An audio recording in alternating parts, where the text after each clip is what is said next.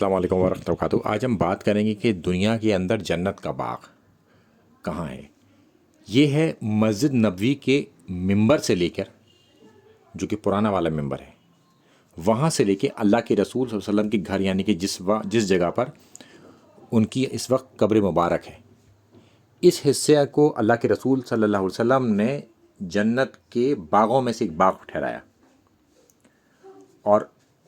انہوں نے بتایا کہ میرے گھر اور میرے ممبر کے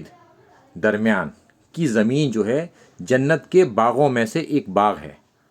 اور میرے ممبر کو قیامت کے دن میرے حوض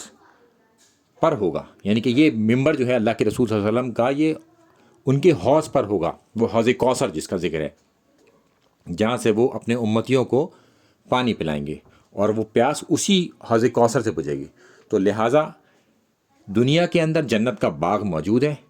وہ حصہ بھی آئیڈینٹیفائی ہے، اللہ کے رسول صلی اللہ علیہ وسلم کی قبر شامل ہے اس کے اندر، وہاں سے لے کر ممبر رسول جو مسجد نبوی کا پرانا والا ممبر ہے، جہاں پر وہ کنسٹرکشن تو ہو رکھا ہے مگر اب وہ ممبر موجود نہیں ہے، یعنی کہ وہاں سے اب نماز نہیں ہوتی، نماز اس سے آگے سے ہوتی ہے، تو مگر وہ جگہ آئیڈینٹیفائی کر رکھی ہے، اور اس کا جو کلر ہے وہ بھی گرین ہے، کارپیٹ جو ہے وہاں کی گرین ہے، تو آپ کو اس سے اندازہ ہو جائے گا کہ یہ والا حصہ جو ہے جنت کے باغوں میں سے ایک باغ ہے۔ تو لہٰذا جب بھی آپ وہاں جائیں تو یہ دعا ضرور کریں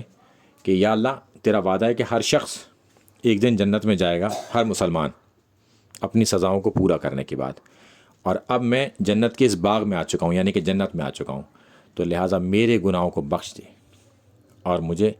جنت عطا فرما دے۔ تو جب بھی کوئی شخص وہاں جائے تو وہ اپنے لیے دعا ضرور کرے۔ السلام علیکم ورحمۃ اللہ وبرکاتہ۔